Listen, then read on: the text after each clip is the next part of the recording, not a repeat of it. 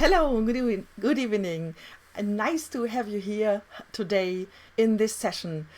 Are you a lettering artist? Send you a warm welcome, and I hope you have all your markers there because we are going to letter together. Yes, Heather is in the house and we are going to letter together. Do you know Heather? Heather is the guest today. Hello, Heather. I welcome you. She's Hi, Sandra. visual practitioner, she's a lettering artist, and she studies with calligraphers and sign painters and graffiti artists, and then she takes these tools and techniques and put them into marker techniques. So yes, she translated for all of us so we can use all this wonderful practice. Say hello to Heather and send a wonderful applause. Thank Can you hear Sandra. this? Only in my head do I hear the applause. Thank you. I can hear it. we have two persons watching this stream, Yay. so I can hear the applause, I'm sure. Okay, sure. And there's probably more that are going to join us. So. It's so nice to meet you here as planned, not as a surprise. Well, thank you for having me. I'm happy to be here. You know me, I'm always ready to letter with you, Sandra. Wonderful. So Heather, yes, what are you doing? What are you doing here? So I know I said you are a lettering artist, but what would you like to say? Yeah, sure. So I'm doing a couple of things right now. In addition to practicing my lettering, which you can see behind me, I'm also doing a lot of community work. So I'm working with a project called A Mile in My Shoes, and it's giving voice to homelessness. And I'm working on my visual certification with Christina Merkley. And I was recently awarded a grant from the National Endowment for the Arts and the Colorado Creative Industries Council to work on a model that I have called Art Career Theorem. And so the idea is that I can help coach others in their art careers and even visual practitioners. So more than just a lettering artist, I'm also continuing my practice. Yes, thank you for asking. This is so much. It's so nice that you take your time to be with us today. And Yay. So what I wanted to know is what inspires you, Heather? Absolutely. Well, I'll tell you that process inspires me, specifically because I came from a background in printmaking. I was a fine artist for years. I have a great appreciation for technique and tools and what inspires process. And so what I love about what we do on the wall is it pairs that art piece along with the transformational qualities that go along with facilitation. I'm also a facilitator. I'm not just a graphic facilitator. I'm an appreciative inquiry facilitator. And so I love being able to marry those and build a bridge between the two. So for me, what inspires me is process. Oh, wonderful. And what do you like to share with us? I'll tell you a little secret. I'm working on a book. And what I'm doing is I'm actually looking to feature some other visual practitioners and their work. So over the next couple of weeks, I'll be offering some lettering sessions. And so if you're interested in learning more, please direct message me. I'll be handpicking some people and inviting people that have taken courses with me. But if you are hearing about this for the first time, I'd love to talk to you about maybe lettering together and maybe featuring your work in my book. Oh yes, write her. Yeah. So good chance. So it's a good idea. So we will share all the links and all the ideas we have today here in the session. We will share this tomorrow in the blog post on our blog. Okay. Excellent. So, yes, and do you have all your markers? Out? Get your markers ready and be sure to ask plenty of questions in the chat. If for some reason we don't get to them during this session, don't worry. I'll go back and look at the chat and answer them there. Yes, okay. Yeah. Are you all right for guest drawing? Yes, let's go for it. Guest drawing cam is on. All right. And so what you see in front of you, or what you should be seeing in front of you, is the handout. And you're welcome to download this if you don't already have it. Don't worry. That's really, really basic. All I'm going to be showing today is how to add serifs to any lettering style using any marker nib. And so along here, I'll read this to you in a second, but it doesn't matter if you don't have all of these markers. What I have here today are the acrylic one, the big one, all of the number ones, including the brush markers, the wedge tip, the round nib, some smaller acrylic ones. Wonderful. I know, a lot, right? And then all of these fine ones from brush nib to regular, and then a sketch one. And the reason why I brought this S'mores of Gray here today is because I love practicing with these. And so I'll be sure to show you, here are all the different colors that it comes in, and ask questions about how I use them. I covered this a little bit in one of my lettering tips Tuesday, but I want to make sure that you know that we are going to link it into the blog post. Yeah, great. We need to link it. I'll find that. I think it was a couple of weeks ago. It was all about the art marker, but I love using S'mores Grays to practice with. So grab whatever you have. Let's start from the biggest. We'll go from the biggest to the smallest. And so let me move that out of the way here and make some room. I'm actually using the Hand Lettering Learning Pad to Go pad, my practice pad today. I love this pad because I can take it anywhere, and I love practicing on a desktop and then taking it to the wall. And so what I'll start with is with the big one, and we all know how to open a big one, right? We just pop the lid. We don't pull on it. There we go. And the serif lettering style. Now remember, you can add serif to almost any lettering style. So if you're working with a block lettering style, you know that if you're using a big marker, you want to make sure that the whole broad edge, you're making contact on the paper. And can you tell me, Sandra, you've been in enough of my lettering classes. Do you know what I just made here? Oh, what? It's not a letter. It's a pen. So it's a pen scale. So there are 5 pen widths. So anytime we're going to I couldn't say this because the vocabulary wasn't there in my head. Yeah, but I know you recognized it. And so the reason why I made 5 little strokes like that is because when we're doing block letters and we go to make, say, a letter E, we want to make sure that it's tall enough to be able to have the space in between. Really important. This is great. So I blogged about it in my German blog. Oh, good. Yeah. So you know exactly what I'm talking about. So the reason why that's important is sometimes we'll be working on a title and we'll make it really big, and then there'll be an E in it, and we'll think, oh no, I didn't write big enough. And so that's a really great scale to create. And so you can put it maybe on a Post-it or something like that and say, okay, I'm going to make my letters this big. Of course you can go bigger, but just know that that's going to be the basis of that. And so say we're going to make a letter N, the way that I add serifs, and I put the serifs on as I go, meaning I don't write out all my letters and then put the serifs on, because you want to make sure that you have room for them. Mm-hmm. And so on an N, you actually just do the left side of the top. Mm-hmm. And then on the bottom, you do all of it. You actually leave this one down here, and then you do the top. Now, of course, you can add serifs to every single terminal. The terminal is wherever a line or a stroke ends. But I'm actually going to be covering this in my book. It's a slab serif lettering style, and it's stylized. So again, you can put serifs wherever you want, but in this lettering style, it's pretty specific. And I would ask, if you could check out the chat window, if anybody has a specific letter you want me to cover. We're not going to go through every single lettering style in this because we have a lot of markers to cover.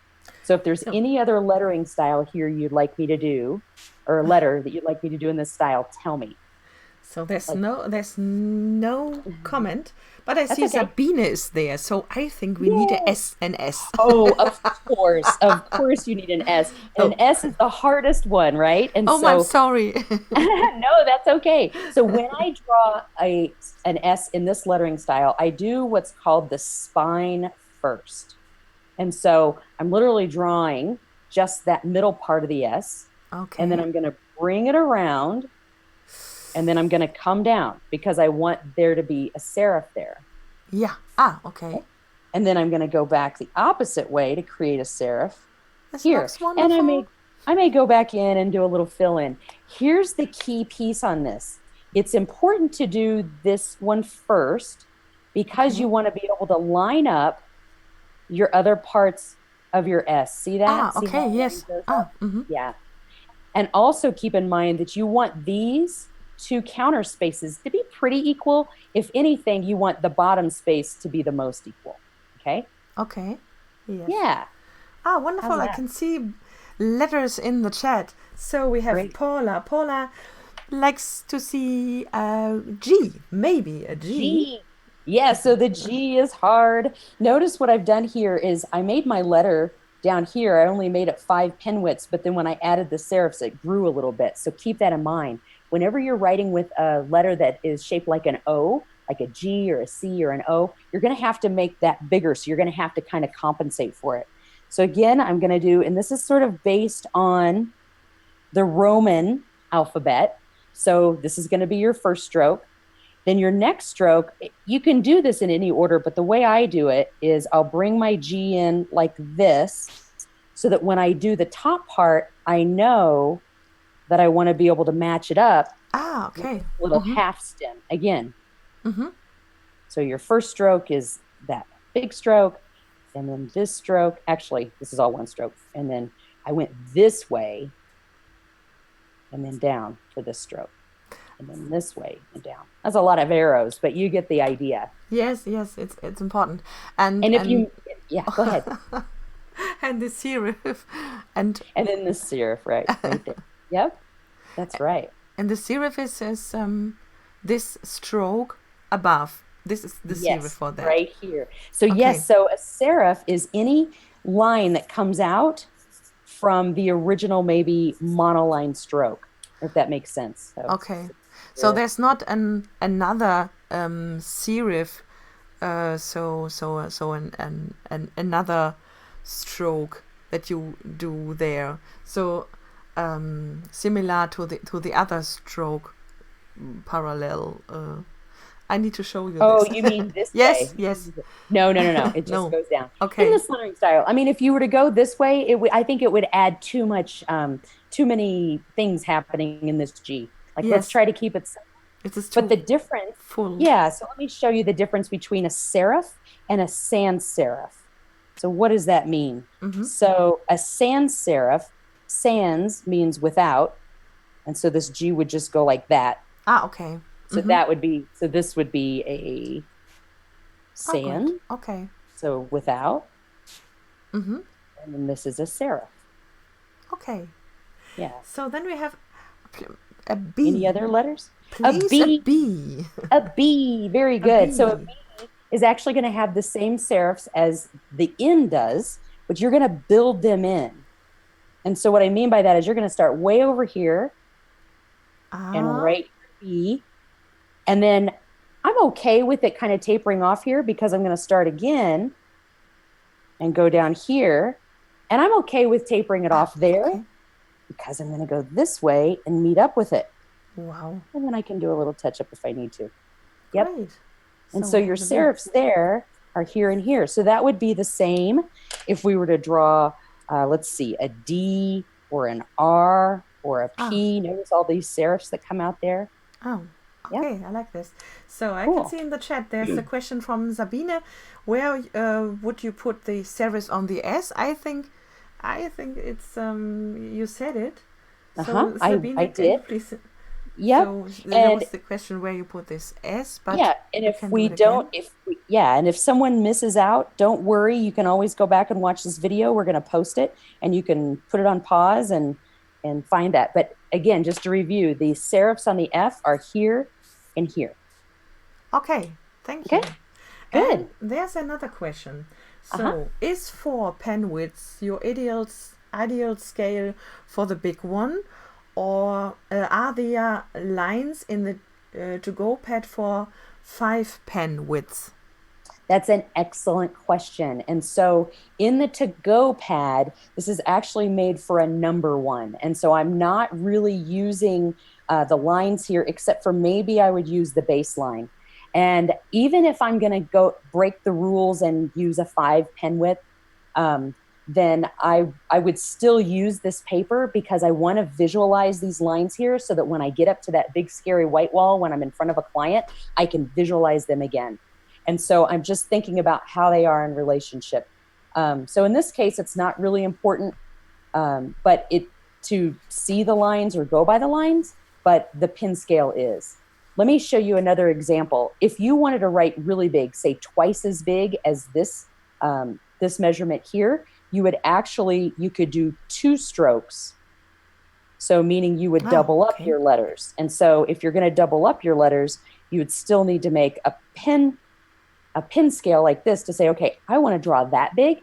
And if you say, yes, I do want to draw that big, then all of your letters, say you have your first stroke going like this, you would make it double wide. Okay? Does that make sense? Yeah. Yes. We have a lot more letters to cover, a lot more styles. So if everybody's okay with this, I am going to cover how to write with the big one in my upcoming book. And if you're interested in learning more, please let us know, and I will contact you to get a free lettering session with me, and we'll go from there. But let's move on to the art marker, shall we? Yes, we shall. I love the art marker.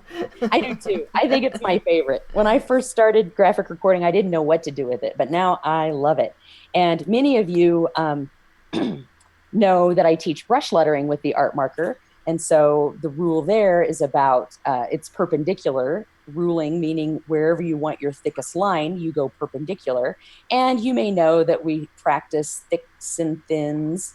But in this lettering style, it's a variation of architect. For those of you who have taken my How to Write Like an Architect class, the way that I use the art marker to do architect is that I make sure that I keep all of my lines really thick. And the way that I do that, if you notice how I'm moving my hand as I write. And I'm going to probably run out of room here.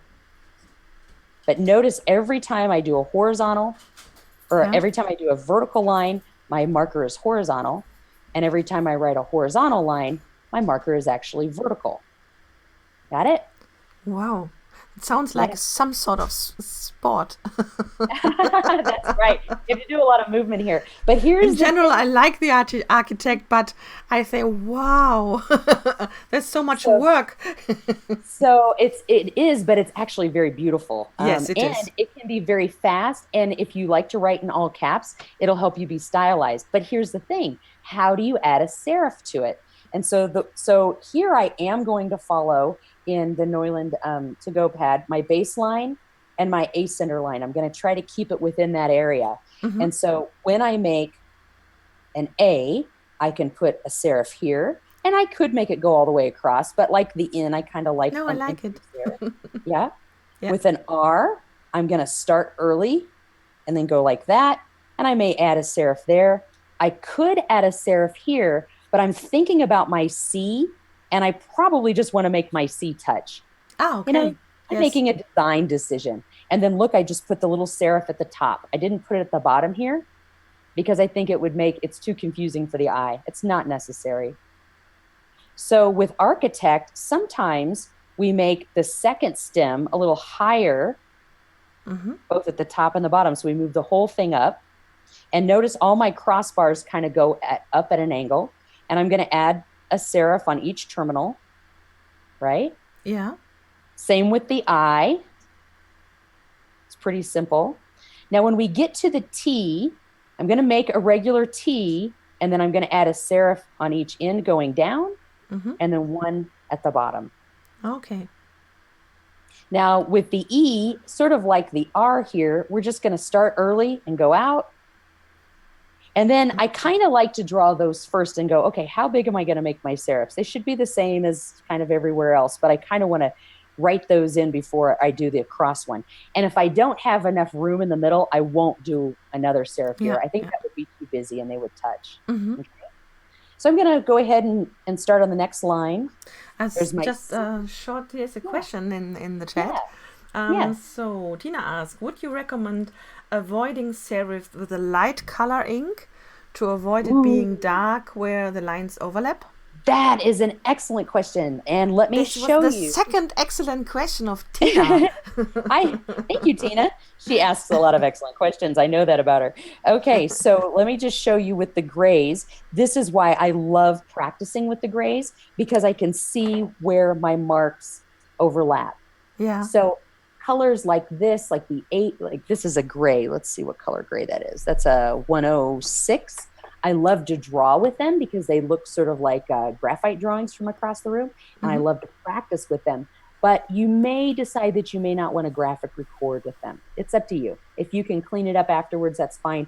For the grays, I don't really notice so much, but other colors like, I think it's the 303 blue, sometimes crosses over. And the best way to check is that once you get your marker out, you might just do a couple of crosses and see where things overlap and say, am I okay with that? And to test it, see, I have to look up really close like that to see it, but you might get arm's length away or maybe 5 or 6 feet away. And if you don't notice it, then it's okay. Yes, but this color, this is okay. I like it.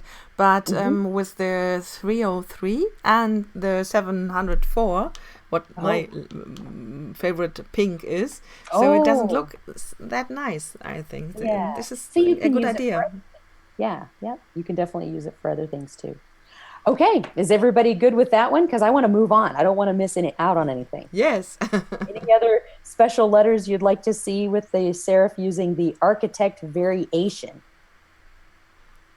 Okay, and we'll put a link in there for. I'm going to use the back side of this because we need to put a link into, because Paula says Architect is a great course by Heather. I would recommend it. So everybody needs to know where to find the course. That's right. Thank you very much. Yeah, she's taken it, and a lot of people are signed up for that one. It's very popular because it can help your handwriting. It's fast, and it's another one of those. Oops, I have grabbed the wrong marker. It's another one of those lettering styles that you can, if you're tandem recording, you can both learn it very quickly, like in an hour, and then you can both write alike. So that's great too. So many of you are familiar, if you've seen my Unlock Your Neuland Marker videos, the double stroke, first stroke technique, which means you can bold any lettering style by making the first stroke a double stroke. Now I was going really fast. Yes, but this was very fast. Yes. And so again, if you're just doing the double stroke first stroke, so my variation would be on the A, I would do it on the right side because that's the way calligraphers do it. And then here's where I would start adding for my B, I would just go like this. Again, I'm putting those serifs in as I go. With the C, I might just only do this down part here and then put a serif there. And you can do double stroke, first stroke with any nib. It doesn't matter. I'm just showing that with this one now. Any letters here you want me to try? This is our fastest lettering style. And it'll show thicks and thins, and that's okay. So if you have a favorite letter, write it into the chat. So Heather will letter it exclusive for you. Exclusively for you. That's right. So remember I talked about how some of our round letters tend to get smaller. Look what happened to my G. It's very common when we're working fast. That's okay. That's why I like my letters to kind of bounce a little bit. And for emphasis, this really stands out because it's bold. Maybe add an extra color. It'll really stand out. And I'm not attached. Notice I'm using the back side of my paper here, so I don't have a guideline. This is great. And it's fast. Yep. So there are no letters. No I might wishes. leave that there. I might go like this. Okay, great. Let's move on to the next one then. Yes. On the page, I talk about using the acrylic ones. Now, you don't have to do this. If you have a color, that's great. I actually, with me today, I only have white. I'm going to shake these up because they really need to be, you have to shake them up. And I think I have some black paper around here somewhere. Here we go. Oh. So I have this small pad, and then of course I have larger flip chart paper too. But we'll grab a couple of pieces out of this small pad. You keep shaking up. And remember, when you're using, and I'll use this bigger one just so that you can see it. When you're using the acrylics, you'll want to make sure that you pump first. And you'll want to pump them on a horizontal piece of paper before you take it to the wall. Otherwise, it may drip on you. So on the acrylic one, according to the exemplar, I talk about Versal Variation. And the reason why I say a variation on Versal is because Versal, which is a lettering style, this is not it, I'll show you how it is a lettering style that is drawn. So notice that when we're writing with our really big markers, the big one, the art marker, the number one, we're really just writing the letters as we go. But once we get into the smaller markers, we're drawing them. And so they take a little bit more time. And a drawn letter in Versal, the basic shape, if we do like a letter L or actually a capital I, is you draw the first line, and it has a little bit, I'll show it again, it has a little bit of a curve to it like that. And then when you draw the second one, imagine going like 2 or 3 pin widths up and then drawing that second one. And we're going to go at an angle. So it's going up like this, and then you can add your serif. And so this is literally a lowercase l or a capital I. And that line is the beginning of several lettering styles, say like the B, which could look like that. Wow. And then you can go in, you can decide whether you want to keep this as one line, or you can say, okay, maybe I just want to thicken it a little bit, like that. And you can fill in any of that space, or you can decide to put in a pattern. And yesterday I talked about using chalk markers. I talked about using patterns inside of blank spaces like that. Yep. Yes. So are there any letters? And I'm just learning Versal now in a formal way, but I know I've learned the concepts of it that I could use with a marker. Are there any letters here people want to see? Oh, there's a question. There's no letter, but a question from Paula. Sometimes I get feathering with a chisel tip. How do you deal with this? I did Is it not a good ask question? her. It's an excellent question. I did not pay her to ask that question, but I get that question a lot. When you say feathering, I'm wondering, sometimes if something looks like this, it's because you're lifting up the marker instead of purposely stopping it. So do you see the difference in my hand when I go up and when I purposely start, finish? Yeah.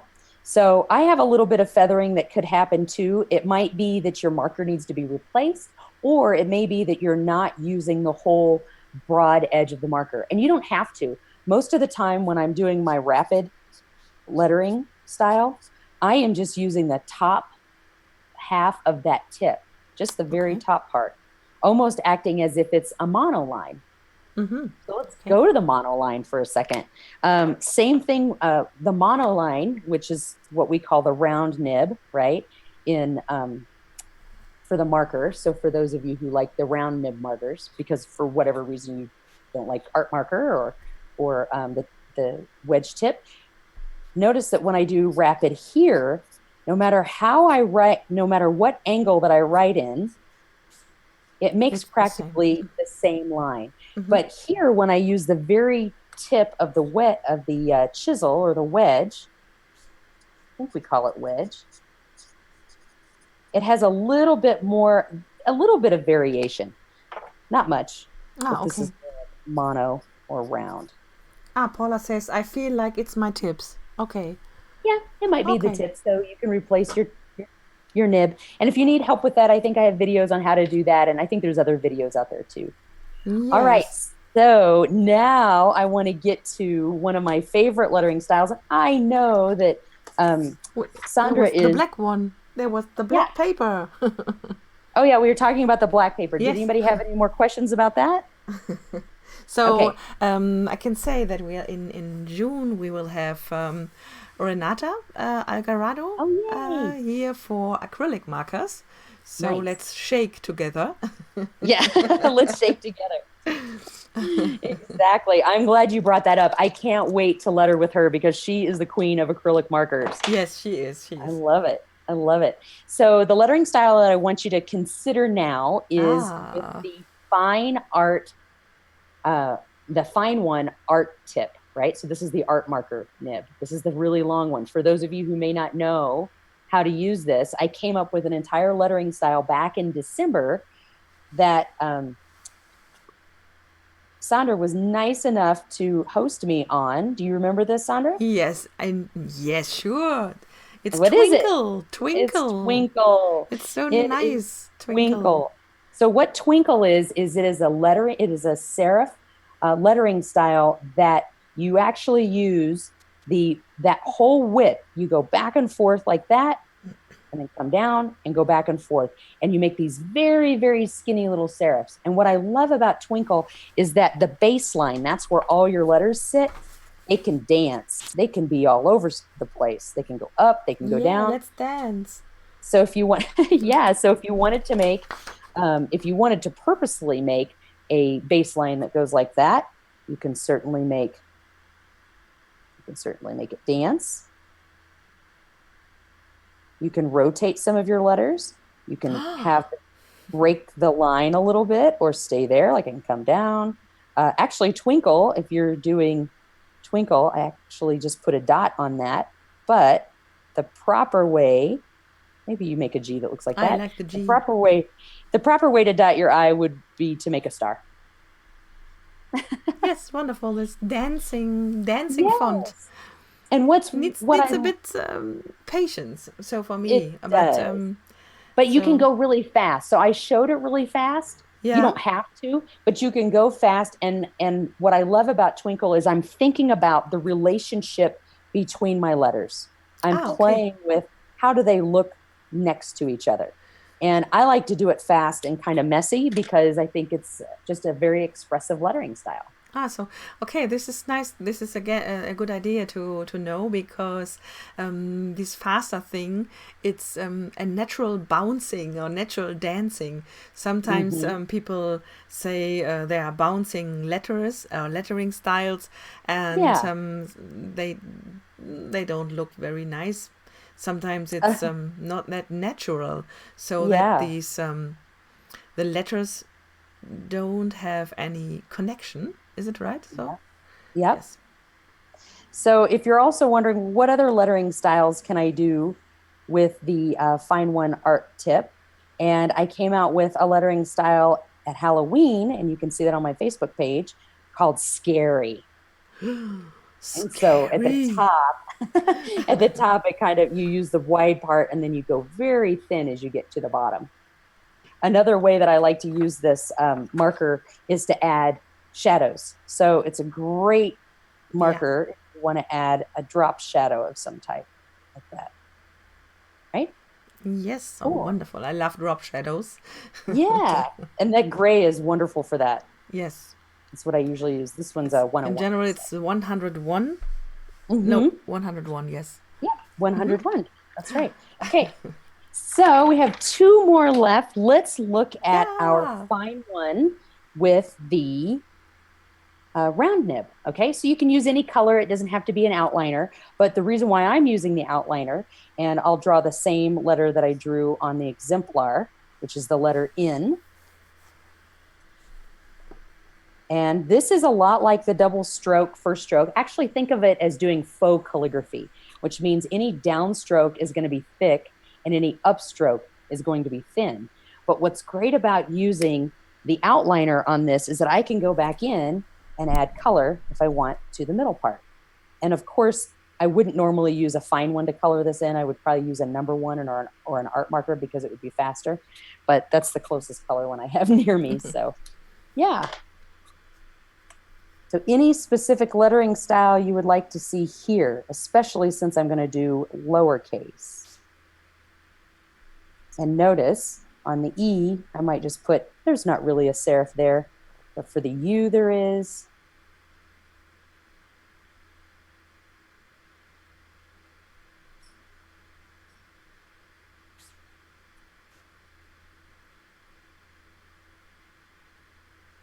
When you're writing these double wides, you have to consider where are you going to put the extra line? Are you going to add it on the outside or are you going to put it on the inside? So that's something that you need to consider. And remember that whenever you branch for, say, like the R or the N, you're going to go about the middle. It's just a good thing to remember. Mm-hmm. Yep. So for the D, I'm going to actually create the space. Like I'm going to create that big round space and go, okay, I'm going to go inside here. And then I could write this. So I'm almost writing from left to right. That's kind of handy to do when you're writing. Yeah. Yeah. And so again, I'm using, because even though this is the number one lines for in the to-go pad, I'm actually using the baseline The X height, which we know is any letter that doesn't have an ascender or a descender, will fit into that space. And then the ascender height, right? So I am actually following that. So the next time I write Neuland on something, maybe on the wall where there's no lines, I can visualize where those lines are. And Neuland likes their signature color orange. So this worked out great. Good. Any questions or any other letters people would like to see? So let's have a look. Carmen, oh, that link on website and Facebook. Yes, we have. Oh, I have to verify this. Hello, Marco. Oh, Tina, what's the name of the hand you are doing now? That is an excellent question. I would call this probably faux calligraphy, or it's a variation. I'll make this, I'll have to, there we go. It's a variation of double stroke first stroke.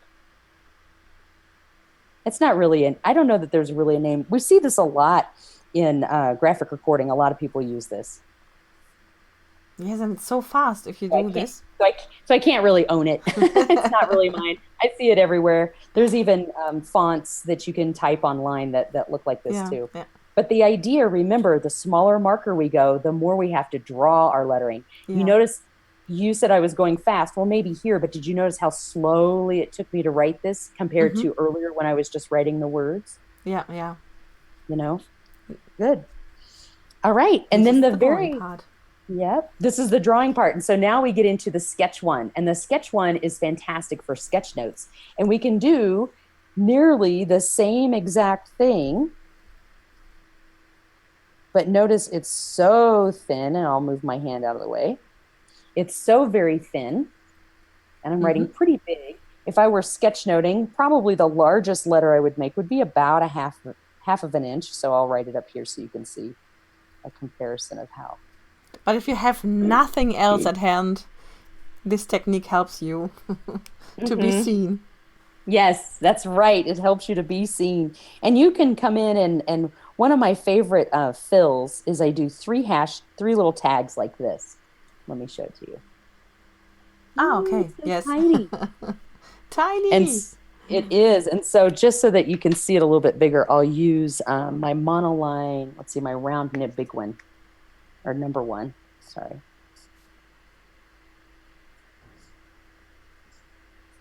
So I would come in and do, and it almost fills up the entire space, but then pretty soon you can just turn them into dots. Ah, yes, this is nice. So, yeah.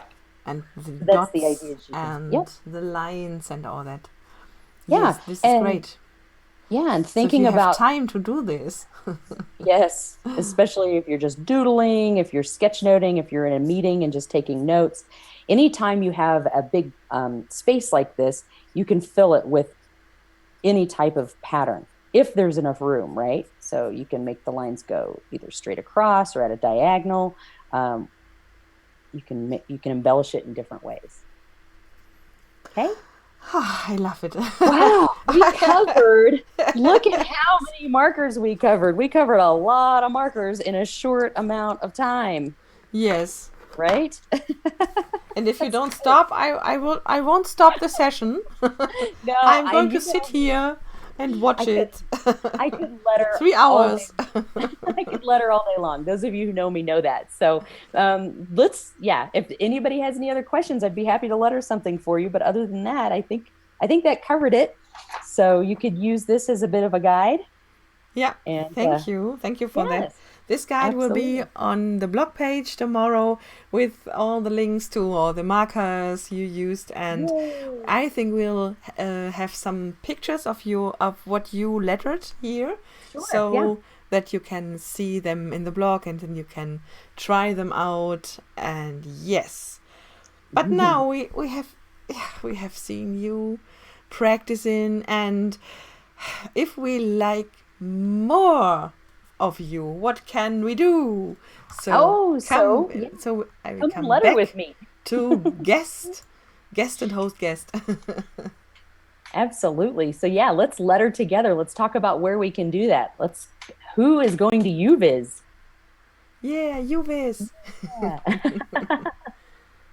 Super. So if you want to, you can check me out. There's a couple of workshops that I'm teaching at UViz, and we'll put the URL in there. But very simply, it's if you go to bit.ly/, all lowercase, UViz letters.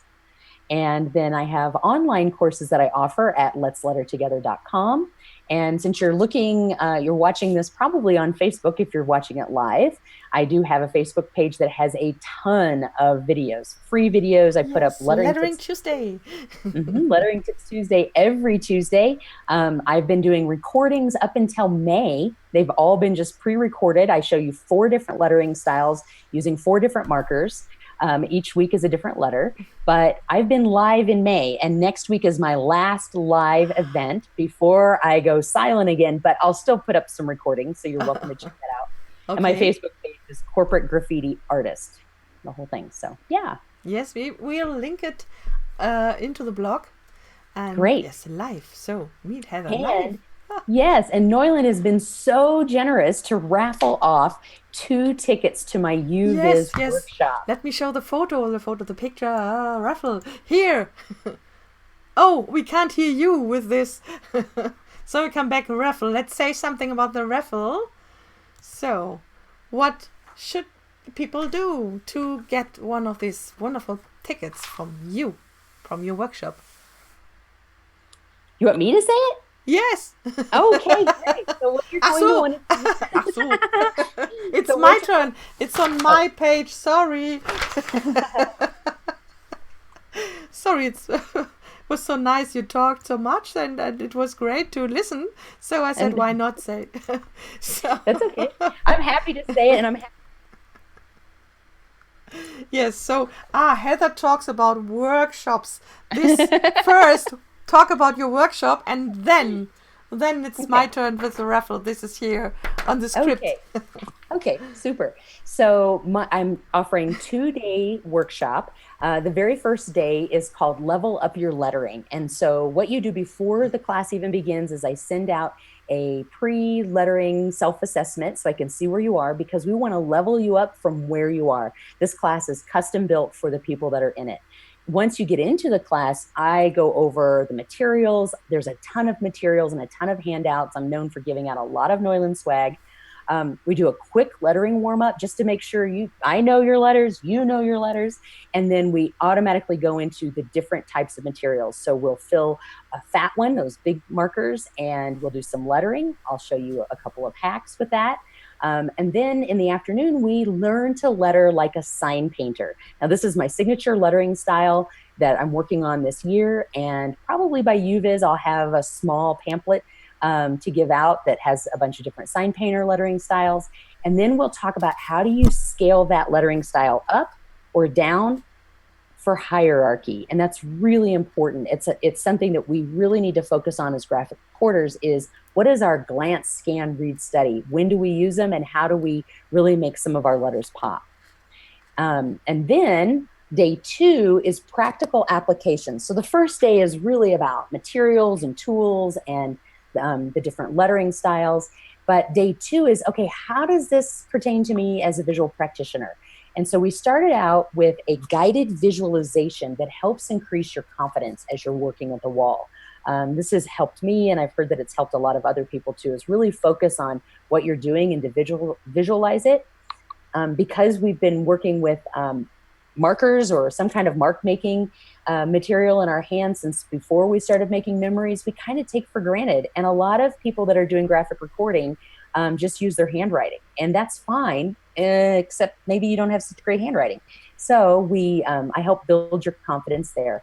Then we go over things like color palettes, how to prep for gigs, how to manage client relationships. And I'd be happy to share with you how I use appreciative inquiry from the discovery meeting all the way through to my deliverables.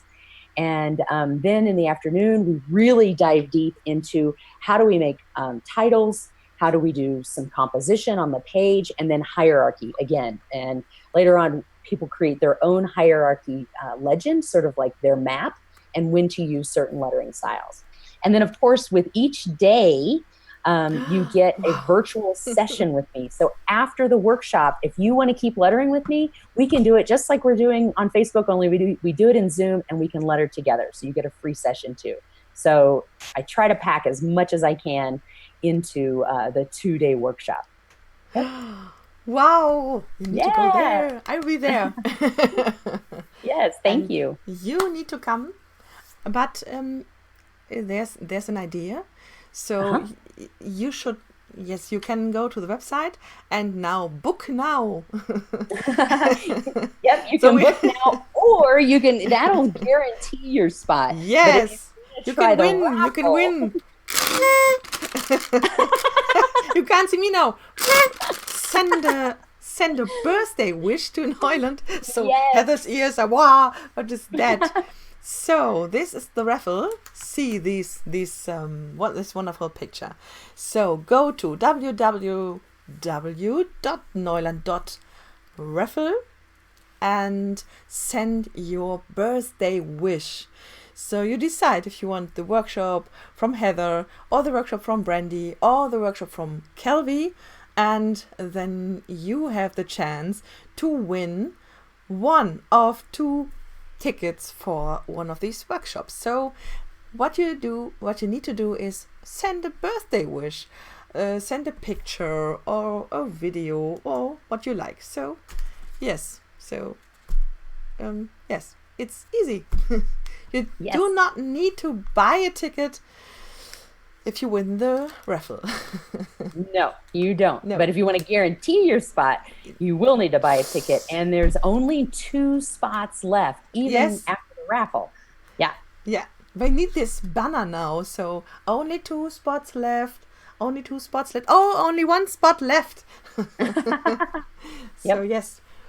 Be fast. So if you decide to go, I don't have enough time to go to UViz, but I like to come to Denmark to letter with Heather, you can do this too. So you come to the workshops and then you go home, back and work. But it's a good idea to stay at UViz, and this is what we are going to explain you tomorrow. Great. Okay, well, thank you. Tomorrow's call. Yes. Thank you. Let's have a look if there are any questions. So there was an idea. There was a question. There was one question. How is the felt tip held? Asks Anna. How is it? How to hold the marker? Yes, I think it's how to hold the marker. So I go back to the guest drawing cam. Sure. Yes, absolutely. Okay. So we don't know which marker, so if you can type it in, but I'm going to use the number 1 with the wedge tip. And so a lot of times what people will ask me is, when I'm writing, how do I hold the marker so I get the lines that I want? And some people don't want it to go thick and then thin. And so what I tell them is definitely use the grooves that come with the marker, because that's going to help you feel comfortable as you work really long. But then maybe you move your wrist, or maybe you move it within your fingers a little bit. It's whatever is really comfortable to you. Now, the proper way, or the way that I was taught, but I was taught the proper way of holding a marker, and I don't want to shame anybody because I know you've all been holding markers for a very long time, is a 3-point, meaning you're able to hold it with your thumb and your forefinger exactly where those grooves are, and then your middle finger kind of, it rests on there. So think of it as like a 3-point touch system, right? So that's how to properly hold a marker. If you have a different grip, maybe you have 2 fingers, maybe they come back here. Some people have what's called, I think it's called a monkey grip, where they're actually gripping the whole marker. That's okay. It's actually called that. Some people put it between their fingers. There's all different ways. But this is, I guess, one way to do that. But one thing to make sure of is think about the angle of your marker. So sometimes what I'll do is I will angle my marker in such a way that I will also angle my crossbar. So rather than having it go like this, and if I go straight up, it's a little bit better, but I angle it going up this way to make my letter, this seems more bold, it seems a little bit more consistent. So I kind of answer that question a couple of different ways, how to hold the marker, but then also consider how you're angling the marker. And some lettering styles are different. There's some people who come way back here and put their pinky on the wall as they work to leverage.